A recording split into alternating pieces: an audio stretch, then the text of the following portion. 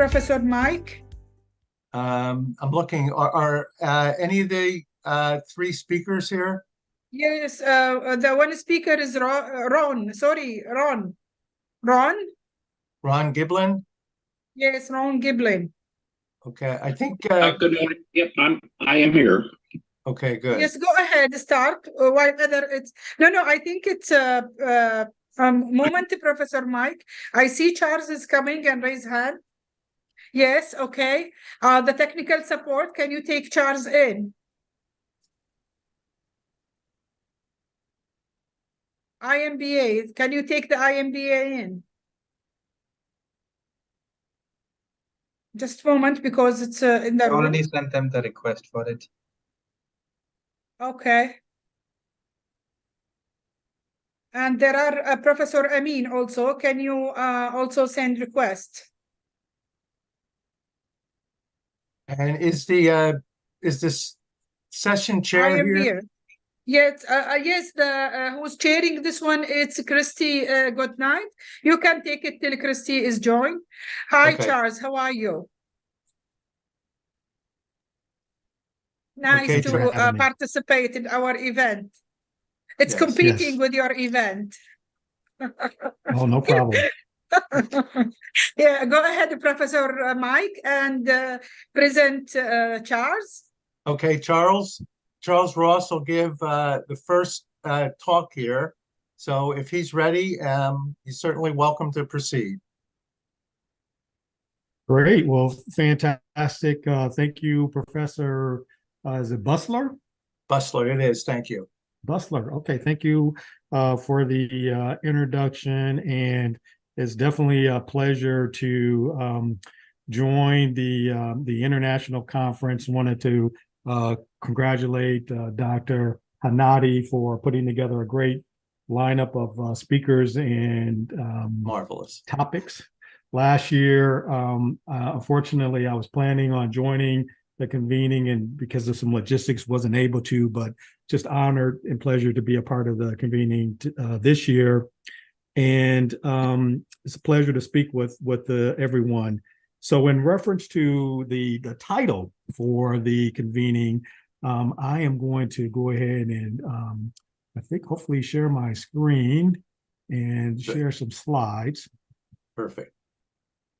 And in reference of the title for this convening, I'd like to share some comments on the opportunity to support entrepreneurs and to support entrepreneurial support through entrepreneurship ecosystem building.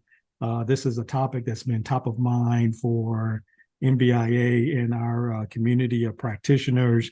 And during my few minutes here, I want to talk a little bit about how we kind of think about this work, how we define this work, entrepreneurship, ecosystem building, talk about why I think it's really important for practitioners and entrepreneurial support, how this ecosystem movement has kind of evolved both globally and specifically on what I've experienced in the United States.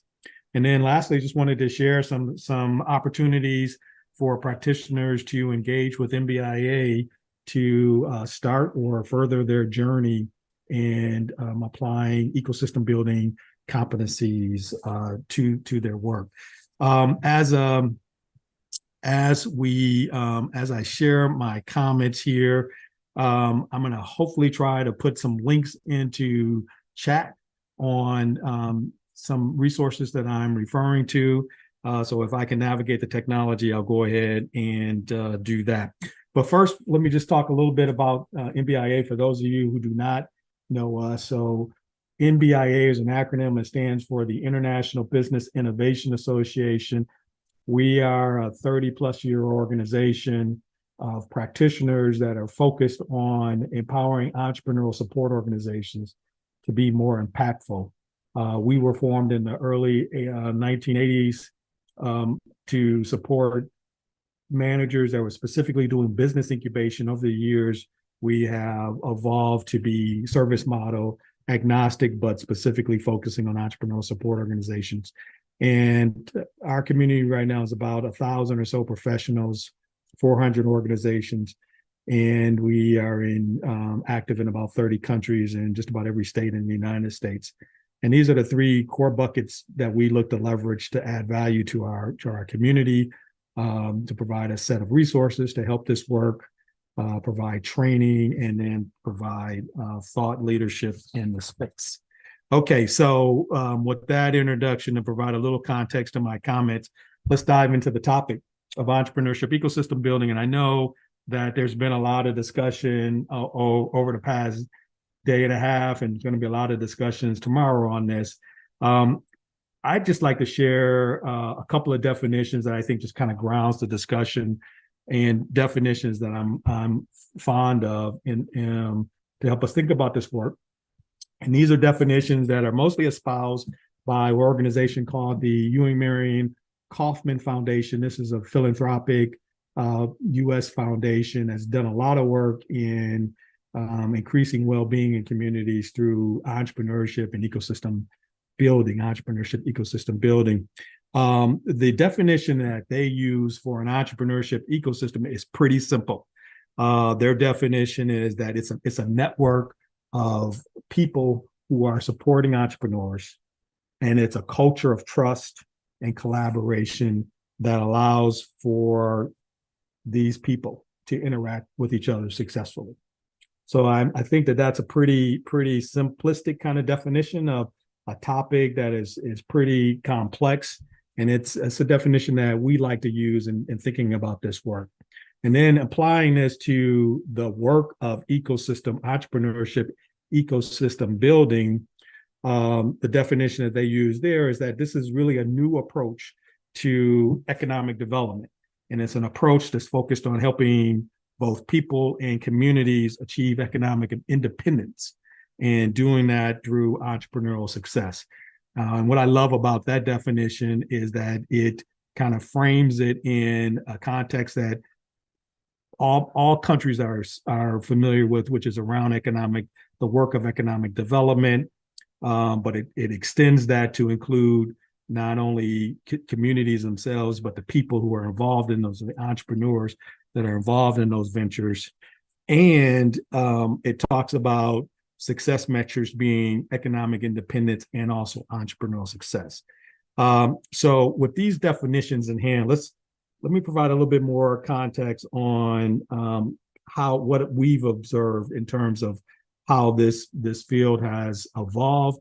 And I think that this will provide some additional appreciation for how quickly things are changing in this space, and what some of the opportunities are in this space.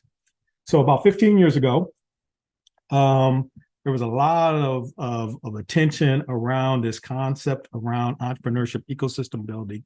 And I think that there were a couple of major factors that were driving this. And these are factors that were experienced in both the United States. I'll share some numbers that takes a look at it from a United States perspective, but these were factors that are also being experienced in other countries outside of the United States.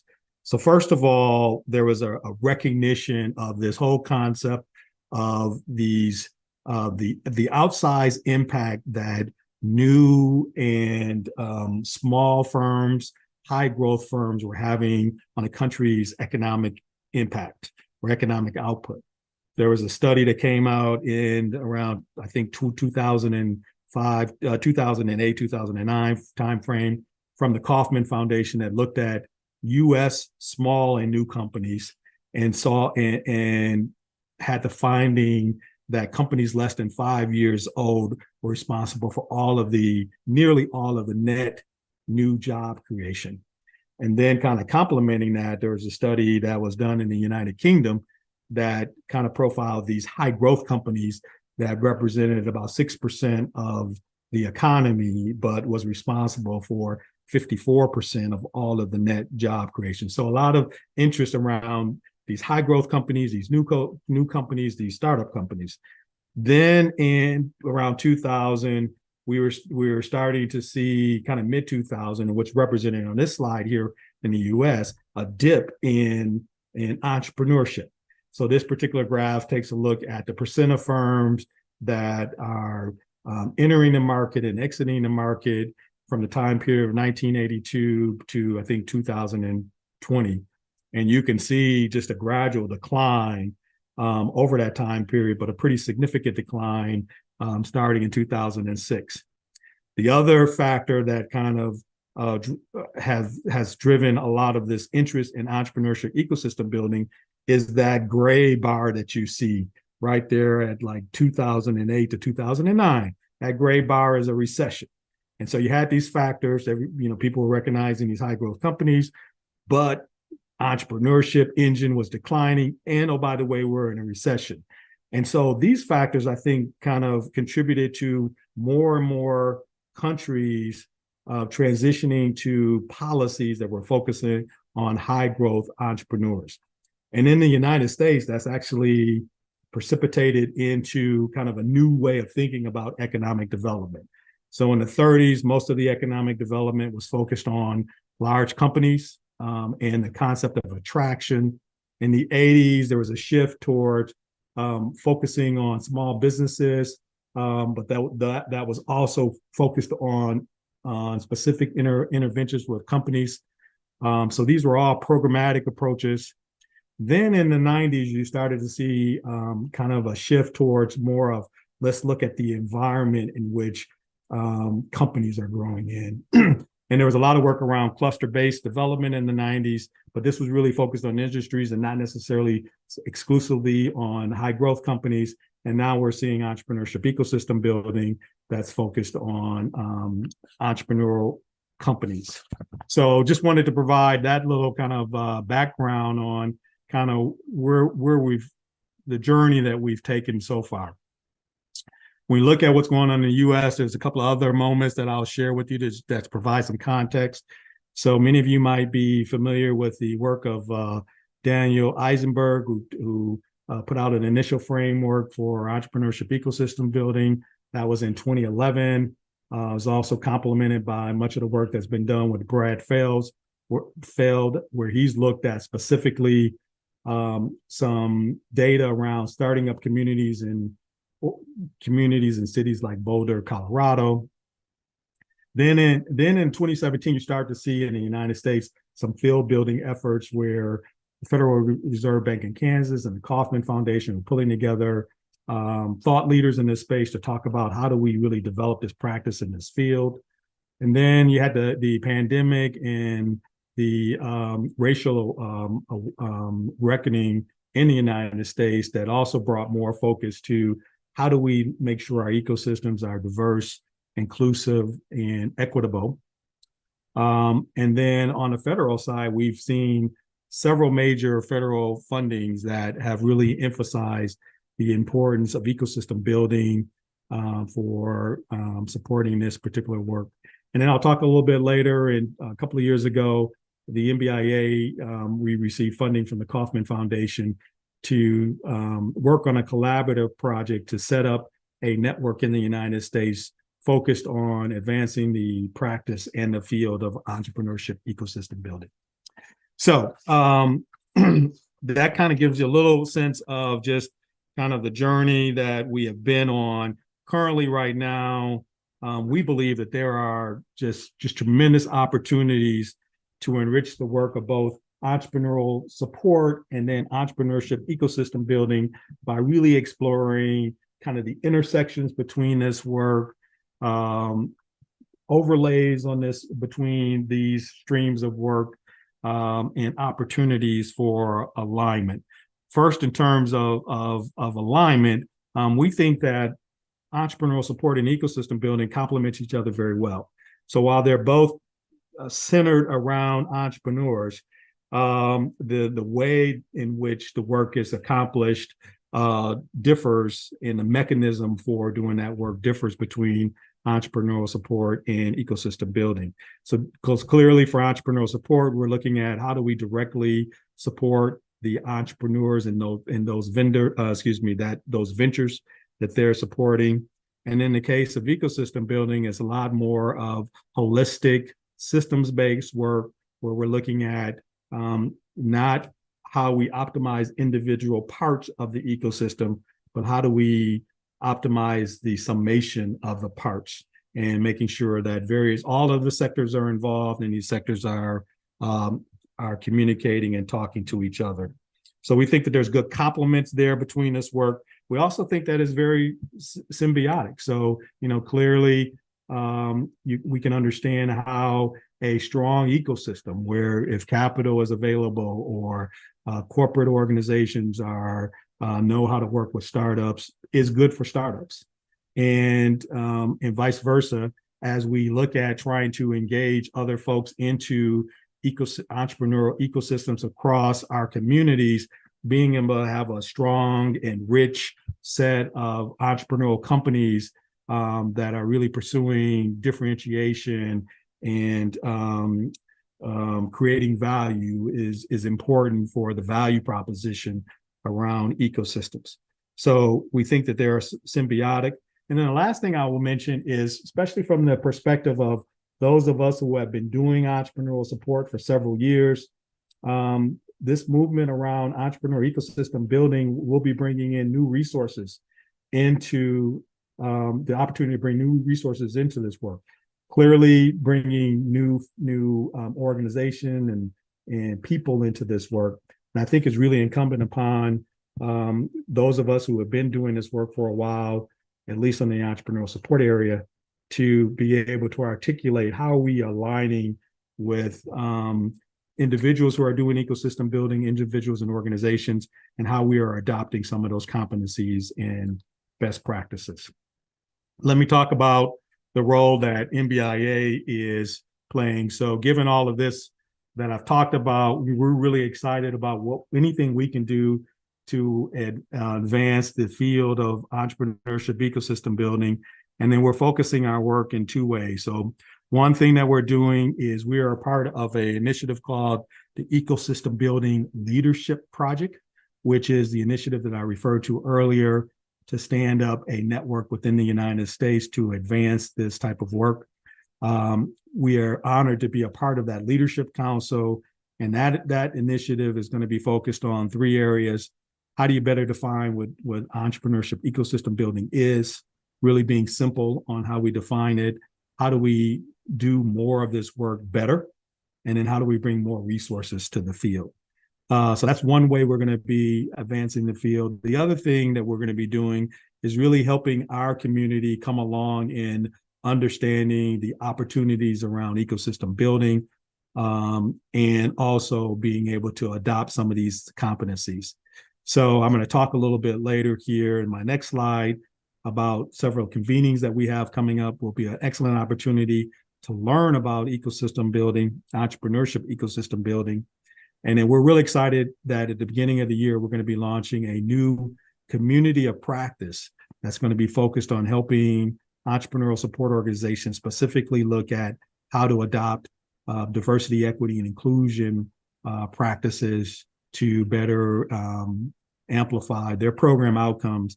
And this is a core capability of well-functioning ecosystems.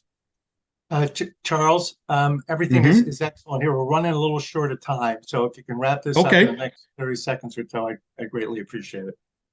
Oh, no problem at all. So I'm actually on my last slide. So the last thing I wanted to communicate is how can you folks here on the call can participate in engage with NBIA and learning more about ecosystem building and developing competencies. Three ways you can do that. You can follow us through our email updates, follow us on social. We have two events that are going to be coming up next year that's specifically focused on ecosystem building. The first one's going to be in San Antonio in April. And then in October, we have a forum that's exclusively focused on ecosystem building. And all of this, you can get more information at www.mbia.org. So it's my pleasure to, again, participate in this. Congratulations, Dr. Hanadi, on a great conference. Here's my email that's on this particular slide. If you have any questions about what I presented, or if I can help your work in any way, please feel free to reach out. Thanks for your time. Thank you so much, Charles. Very, very informative. I see you've been doing this a long time, and it looks like you're going to do some real good things going forward. Thank you for your excellent presentation. Thank you, Charles. Thank you.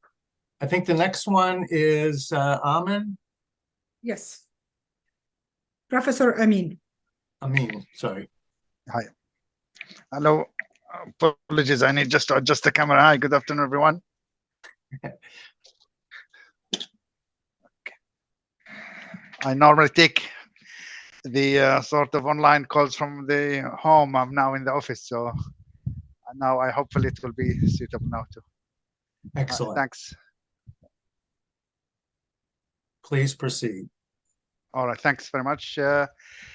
Good evening or good afternoon, everyone. I'm Amin Al-Habaibeh, Professor of Intelligent Engineering Systems at Nottingham Trent University. And today, my presentation, if you'll let's try to share the screen, is of a technology-related application, and which is about looking at using artificial intelligence for air quality monitoring. Hopefully you can see the screen now. Yes. All right. So it's about innovative application of sensor fusion and artificial intelligence technologies in assessing air quality during urban commuting. And I really enjoyed listening to the previous speaker, Dr. Charles, about the sort of entrepreneurship and in terms of how the ecosystem of actually attracting the funding and to be able to commercialize products, because this is one of the areas we work closely with in terms of developing technologies, and we always work with partners and our students and the local companies to attempt to commercialize some of the ideas and the IPR we are developing here. So just a very quickly introduction about Nottingham. Nottingham Trent University is within Nottingham City, which is about 2 hours drive from London, to north of London, within the East Midlands of the UK. And Nottingham is very famous of Robin Hood. This is me with Robin Hood character in Nottingham, and we have one of the trip to Jerusalem pub, which is one of the sort of oldest in England, and it's a beautiful city. And this is some of our buildings as well within Nottingham. So the Product Innovation Center, we develop different product technologies in relation to renewable energy, medical applications, software development, sensors integration, sensor development. And today is one of the applications about developing software application for air quality monitoring as part of that. So for the audience, please, if you feel we could collaborate on any technology in the future or collaborate, please get in touch with me, and I'm available on LinkedIn, and I'll share a link at the end of my presentation in relation to that.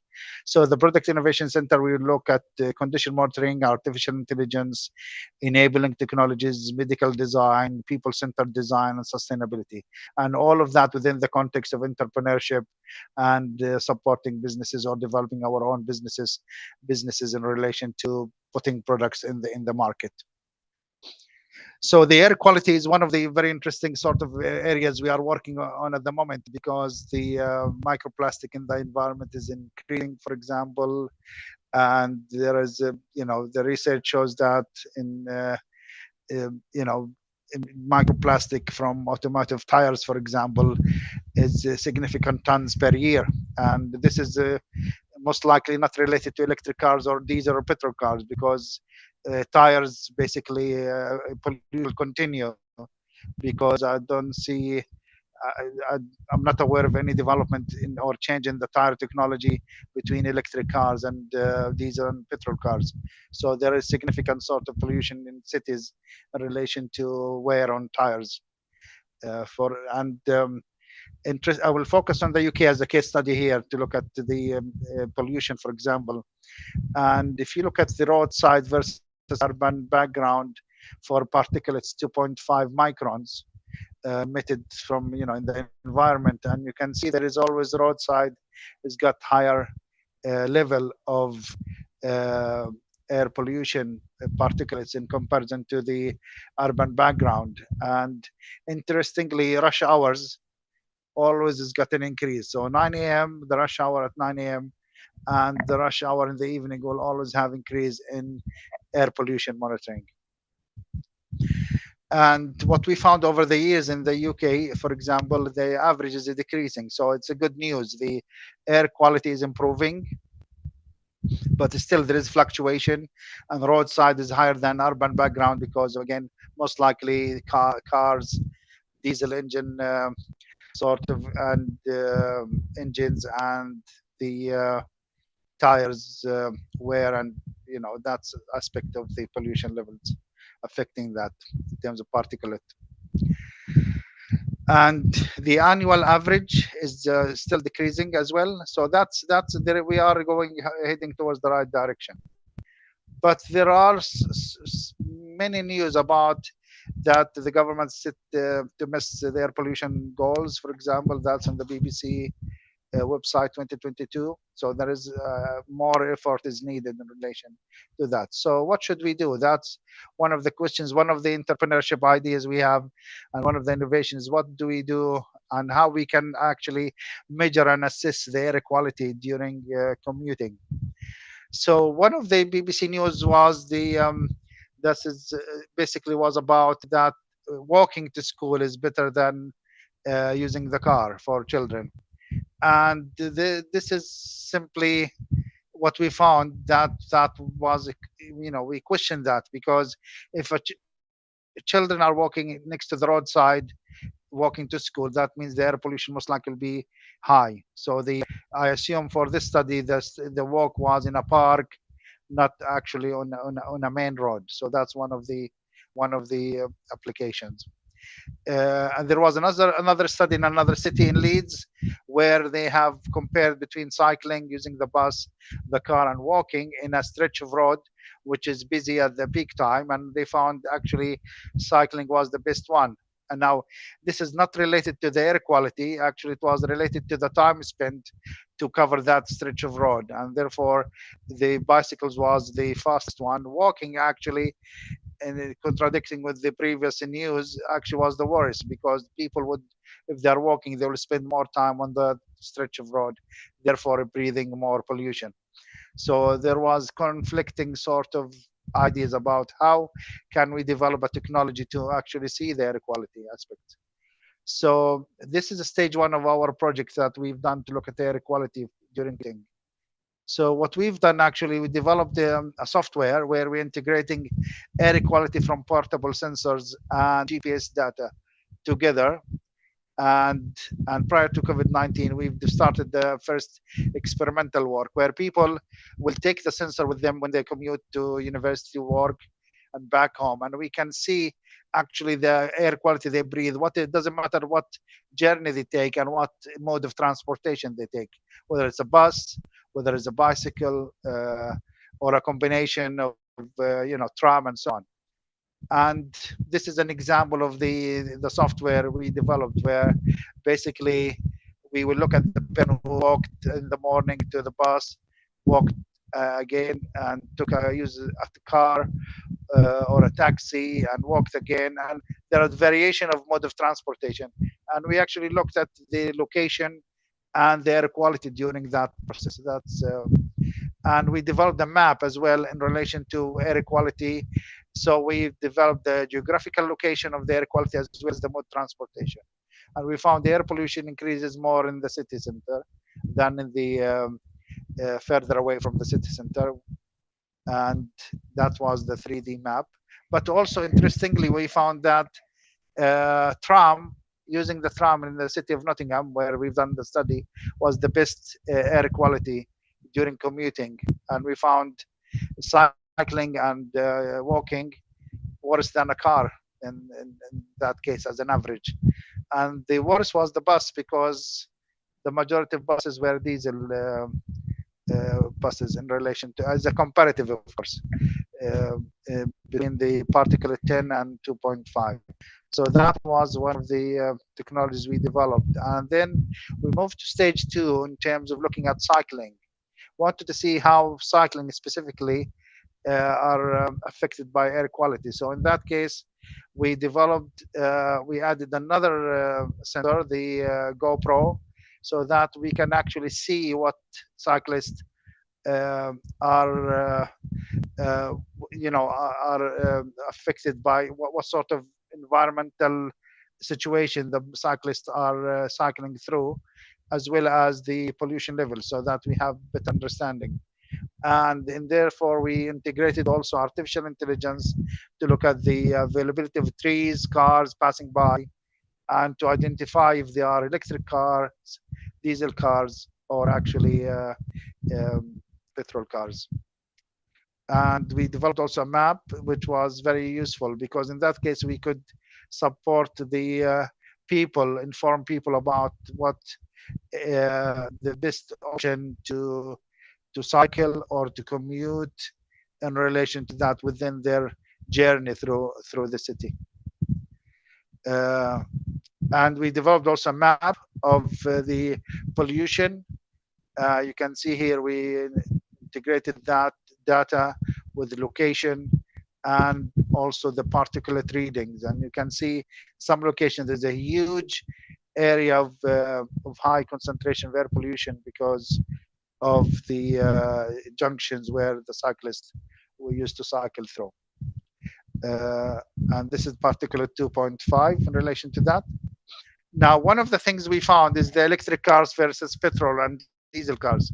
So we've used actually a novel approach of using the sound of the engine when the car passes by to detect if it's diesel, petrol, or electric car, because we wanted to see the relationship between the car's proximity to the person, cyclist, and the air pollution level. So that's one of the areas, and we use neural networks, deep learning neural networks, to try to detect the car's sort of distance or availability within a specific radius from the cyclist, and that relationship with air quality. And again, that's simply, we developed that using artificial intelligence to see that relationship. So we developed the image processing techniques to look at also green areas and their relationship with air pollution, air quality. So we managed to estimate also the number of cars using artificial intelligence, and also that will help to build a product that we are developing where you can actually advise people about the best route to take and the air quality within their journey. So we used artificial intelligence and the SPS approach, which is an algorithm I've developed over the past years to be able to estimate and detect the cars and their type of cars they are, and relate that to the air pollution level. So this is the neural network that will detect the cars using the GoPro images and the sound produced, detected by the microphone. And basically that then we managed to detect the availability or the passing by of cars next to the cyclist. And the artificial intelligence neural network was very successful in relation to that. So the plan is to actually integrate that into the future of the product. This is the number of cars basically within the map as well of the image, and you can see there is variation in terms of number of cars between no cars and 20 per minute, and therefore the idea is to develop that sort of algorithm as well to see where cars passing by more than other places to advise the cyclist. And again, this is also estimation using an artificial intelligence, the number based on the number of cars and the green areas. So we managed to actually detect the pollution estimation as a relationship between number of cars passing by and the green areas around the cyclist. So this is one of the, so the third stage we have done is to use the e-scooters. Now, most cities, I'm aware in the States and other countries in the Middle East, the e-scooters, and we have also a scheme in our city. And the third stage, we want to look at not only air quality, but health and safety of those users. Because one of the issues is that they don't wear high visibility clothes, they don't wear a helmet, and we wanted to see when should evaluate the risk as well to the e-scooter users in relation to that. You can see this is an image, for example. If a person is not wearing high visibility clothes, there is only one LED light, which is very low in comparison to the car lights. Very difficult sometimes to see in at night, and even sometimes in daytime. So we wanted to look at those aspects as well as part of that. So this time we have added another sensor. We have looked at the 360 camera as well, to be able to actually monitor all the environment 360 degrees around the user. So that's 360 degrees image, which shows this is the helmet of the user, that's the road for them, and this is the side, and basically this is the left hand side, but it's basically unfolded in a way, and that allowed us to see 360 degrees around the e-scooter user, to be able to evaluate not only the cars but also any risks within that process. So we've done a trial. Sorry. So apologies. Okay. What happened there? Okay, so that's simply, we looked again on the route of the e-scooter users, and we also look at the pollution levels within the journey. And actually what we found is most e-scooter users were subjected to air pollution lower than the maximum average expected. So that was good news in relationship to that. And you can see here, this is the air pollution map of the city. We looked at all e-scooter users that they volunteered to work with us on that. So that again, an expected sort of application where we will develop a product to look at those aspects as well. In relation to also car densities, using the camera, we can also look at the car densities while the e-scooter users are sort of using their e-scooter. So we are looking at the air quality, we are looking at cars proximity, and also the inner risks in relation to that. And what we found is there is a relationship, clear relationship between number of cars and the high level of particulates, especially on the location we have identified. So, and sometimes there was an exceptions, like there was high air pollution in an area where there wasn't, for example, cars, but it was next to the train station, for example. And sometimes next to the river, we found there is low air quality issues. So in conclusion, we found it sometimes difficult to provide a comprehensive conclusion about which mode of transport people should use to reduce air quality. So this is where we developed this technology software to be able to integrate sensor fusion from different sensors using artificial intelligence to be able to provide data about people's daily journey from home to work or to school, and actually advise and monitor the sort of what people are subjected to, so that hopefully in the future we can develop a low-cost application product that would support advising people on healthy living, safe and healthy living. But the main conclusion is that normally trees, green areas are something good in relation to enhancing air quality, while cars, because of their tires and because of their engines, they produce high quality of, high levels of air pollution, especially particulates matter. This is the end of my presentation. There is a QR code. Please feel free to scan with your mobile phone. That will link to my LinkedIn. Please feel free to link with me if you would like to develop any sort of collaboration in terms of technology development and in terms of any entrepreneurship projects you have. I focus this today on the technology side, and hopefully in the future we can give you some case studies about some products that we are developing to the market, or products already in the market that we could showcase how we managed to do that for commercialization. Thank you very much. So much. Amin. I don't mean to cut you a little short, but we are running over. I believe Ron is up next. I see Ron is here, so if he can take over. All right. And Well, feel free to share your screen. Okay. Let me see if I can start my video there. All right. So it appears my video is going in and out. So I will have to do this in my radio voice. Do you guys have my screen, please? Yeah, we can see your screen.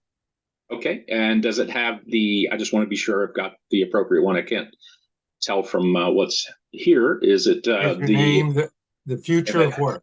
Okay, very good. Thank you. Well, I thank you for handing this over here for my presentation today. This is going to be a little bit different than some of the presentations that we've been enjoying on some of the research and the technology applied to it, and of course on entrepreneurship.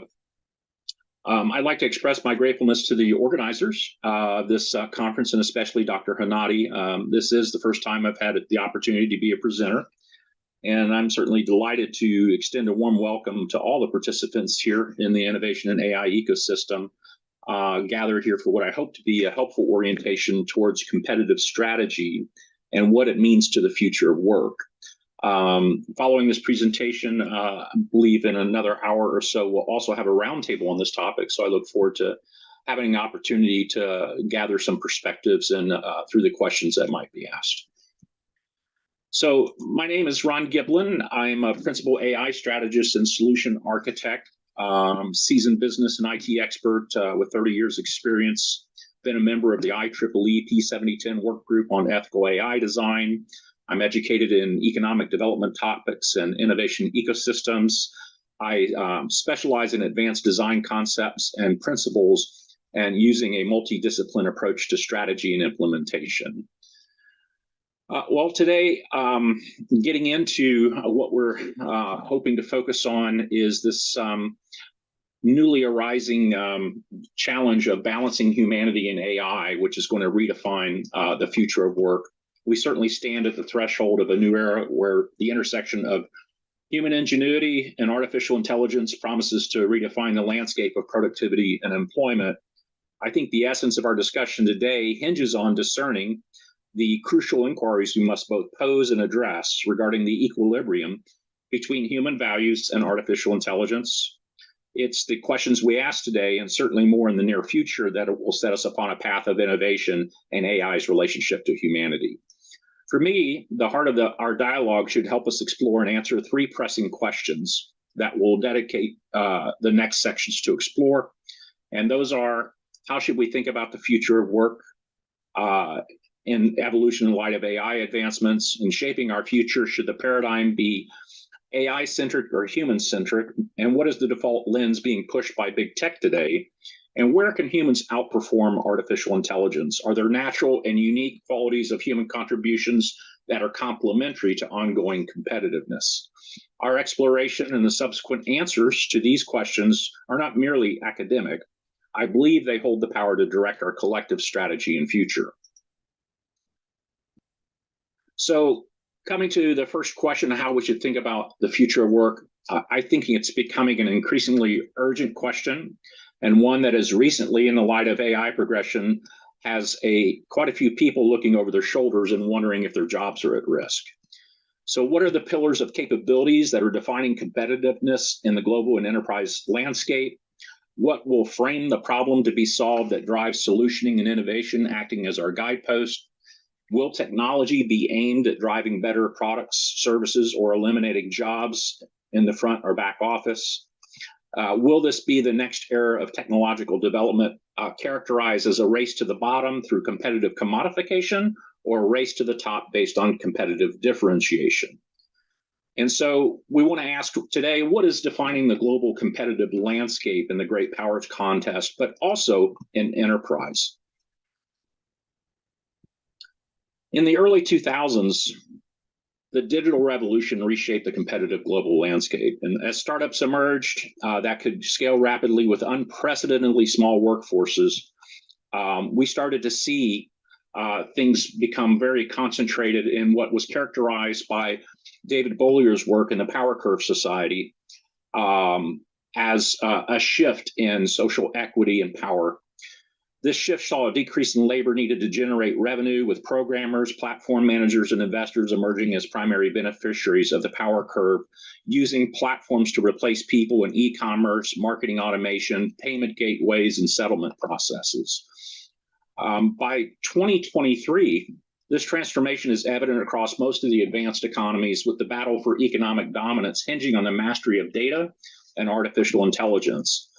In his publication, Four Battlegrounds About Power in the Age of Artificial Intelligence, Paul Scher from the Center for New American Security characterized the competition with needs and support in talent acquisition, generating or collecting data, the access to scalable compute using newly formed GPU clusters and advanced algorithms for job allocations, and of course, in the institutions that also diffuse and drive dual use in the market.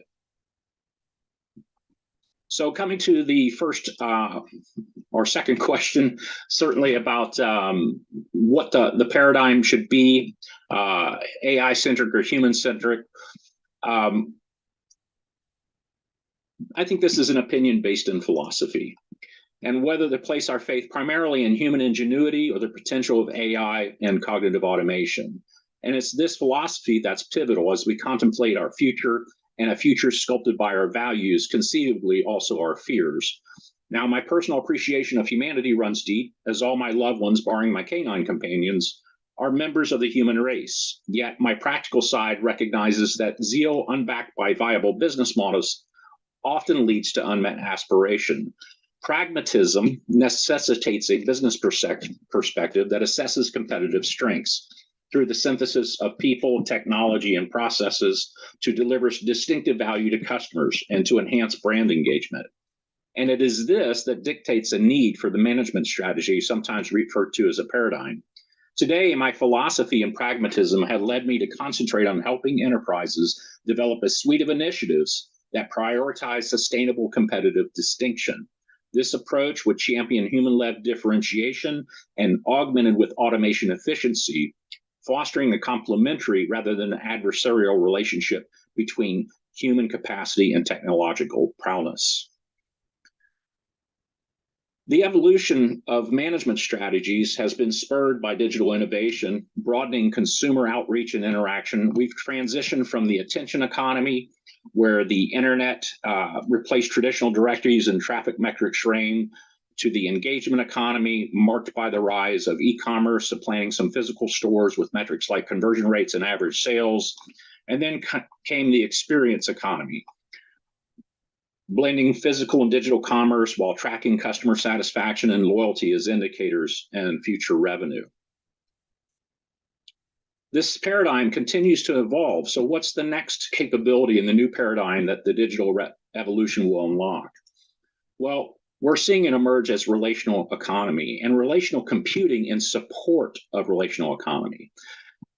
The digital capabilities that help classify and tokenize information for analysis, especially in the form of vector databases, of course, ChatGPT chiming in now, not only in generative capabilities, but being able to be tasked with specific work steps.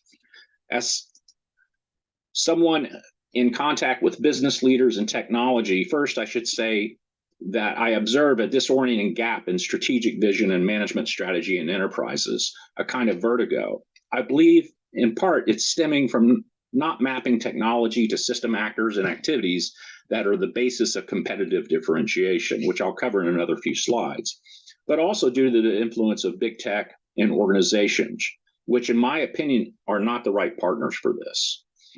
We've also seen just recently, as a note here, hyper-tokenization with the latest release of ChatGPT, where we move from discrete LLMs and LangChain implementations to be able to increase from 8,000 tokens to 128,000 tokens. And most recently, hierarchical agent swarms that can also use outbound functional API calls with other applications, enabling dynamic AI agent provisioning for myriads of tasks, Think of it like a AI gopher that will run something down, but that can be provisioned, tasked, and deprovisioned and deleted by other AI agents. This is a virtual AI workforce. So moving to big tech, what do these leaders have in common? First of all, we know that they are certainly shaping the vanguard of technological progress through AI. Leaders like Nadella, Amazon's Bezos, Google's Pichai, but what they share mostly in common is their approach to business. Their company's business models are built on the commodification of their extensive technology infrastructures, utilizing this foundation to monetize and thereby fuel their impressive market caps and shareholder returns. This drive towards commodification of intelligence is, in my opinion, antithetical to focus on growth strategies that are competitively differentiated and enabled by IT.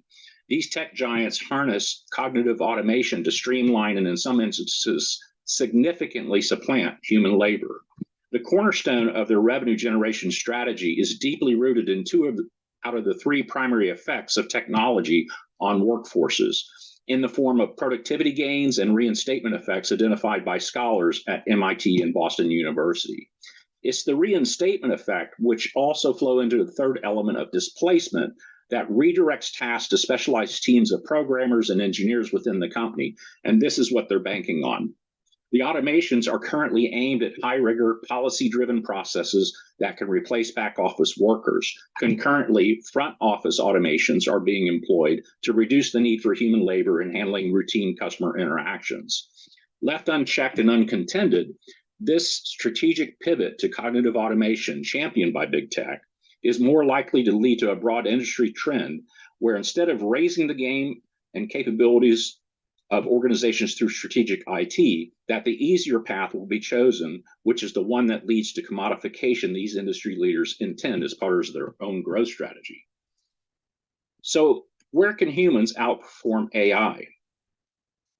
Well, the unique advantage of human capabilities lies in our intrinsic abilities to process and respond to novel and emergent situations. Where cognitive automation excels in routine tasks, humans shine in areas that require ad hoc problem solving and creative thinking. Specifically, humans are unparalleled in non-routine cognitive tasks that demand adaptive reasoning and emotional intelligence. Our capacity to form dynamic, collaborative groups is particularly significant. We excel in initiating exploratory discussions around new phenomena in the form of emergent inquiry, and seamlessly transitioning into structured teams that brainstorm, develop prototypes, and refine ideas, the appreciative inquiry that directs capital. This process of collective innovation is distinctly human and fosters a flow of information that ultimately shapes products and services, imbuing them with a unique value. The technical term that analysts use for looking at workflows and work steps is to certainly identify the non-routine cognitive tasks that are associated with this process of innovation. Humans actively participate and create differentiated value through the social process that is innate to ideation and, of course, directing the activities of the team. These are the realms where AI at best can only serve as a passive observer.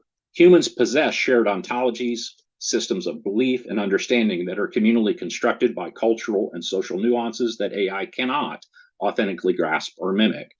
It is in these complex interrelated domains of culture, society, and collaborative interaction that humans maintain their edge over AI, leveraging their deep-seated competencies to create, innovate, and drive values in ways that machines have yet to emulate. Next, we'll speak to the specific business activities that should become the focus areas for full catalog IT enablement.